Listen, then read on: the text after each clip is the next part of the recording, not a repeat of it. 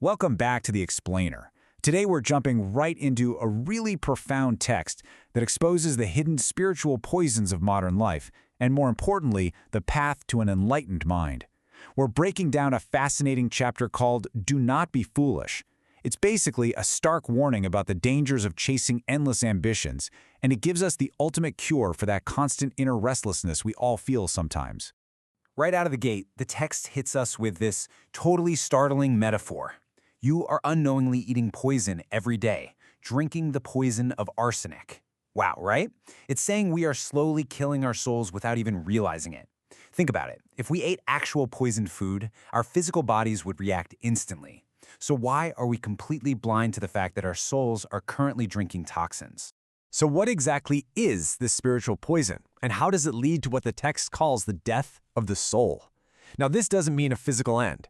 It's actually about losing your original divine nature. It's what happens when we settle for a way of life that completely contradicts the very purpose we were created for.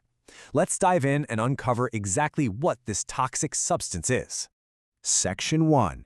The Hidden Daily Poison and the Death of the Soul. To really grasp what this poison is, we first have to redefine the word foolishness. According to the source, a foolish person isn't someone lacking intelligence. Nope, it's someone who is completely disconnected from what their soul genuinely needs. You could literally be climbing the corporate ladder, winning awards, and looking like an absolute genius to the outside world, while being entirely foolish to your soul's true purpose. Foolishness here is strictly defined as a profound ignorance of your own inner self. And here we see the core toxin perfectly illustrated: greed. The text compares it to a starving ghost. Imagine a ghost whose empty stomach can literally never be satisfied, no matter how much it eats. We're warned to completely cast away this mindset, that endless voice saying, I want this and I want that too. Because wrapped up in this greed is the insatiable desire for endless status, worldly success, and honor. It's a vicious cycle, you know. The more you consume, the emptier you feel. Which leads us to Section 2. The Trap of Self-Preservation, a Spiritual Starvation. The text draws a really sharp contrast here. It warns that dedicating your life to chasing status, honor, and worldly success is actually a form of spiritual starvation. People who are desperately working just for their own self-preservation think they're surviving, right? But they are doing the exact opposite. They've drifted completely off the true spiritual path.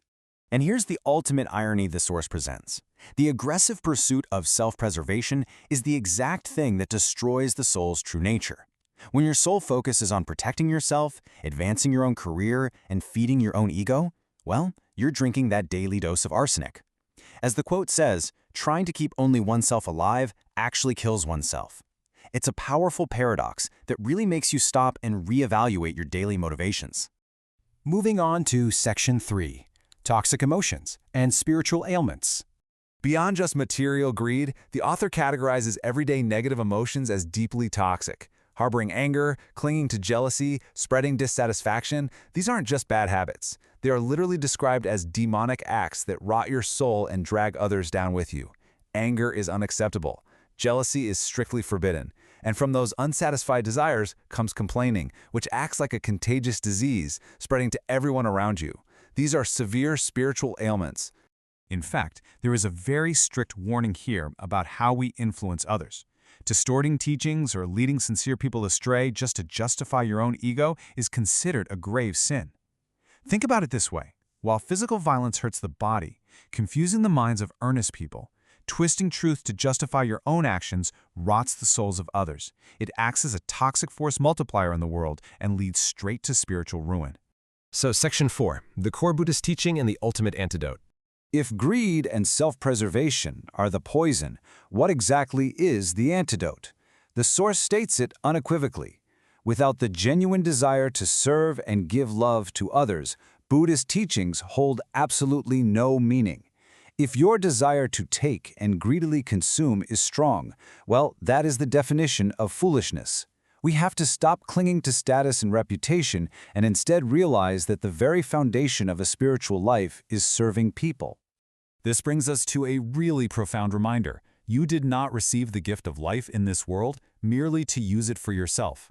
Look at your life with immense gratitude and use it to nourish the hearts of others. If you obsess excessively over your own personal happiness, That mindset, paradoxically, pushes true happiness away. Let's look at Section 5, the enlightened mind and finding deep peace. Unlike the foolish person desperately chasing validation, the enlightened individual is defined by a gentle humility. They are completely free from the need for self-display or judging others. They're quiet, they don't cling to pride, and they don't have that burning desire to constantly assert their authority.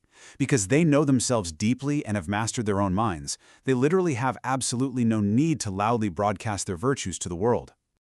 The text beautifully describes this peaceful state as the scent of enlightenment. As your soul begins to truly shine, a distinct fragrance drifts from you. But here's the catch. You cannot obtain this scent by trying to grab it. You can't violently seize it or steal it. It only comes naturally when you completely let go of that grasping, demanding mindset. The source uses this striking metaphor. Think of it like a butterfly. If you chase a butterfly with the net, it flies high away.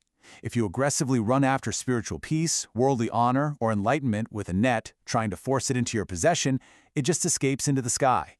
It's only when you are completely still, when you've abandoned that toxic greed and dedicated yourself to serving others, that the butterfly gently lands right on your shoulder. Finally, Section 6, navigating your desires and the final choice. As we wrap up this explainer, we're left to evaluate how we navigate our own daily lives and ambitions. Next time you feel the urge to chase endless status, or you catch yourself harboring jealousy, ask yourself, are you feeding the starving ghost, or are you serving the soul? Are you unwittingly drinking the poison, or are you ready to embrace the peaceful path of serving others? We have that choice every single day. Thanks for joining me, and I hope this deep dive helps you find clarity on your own journey.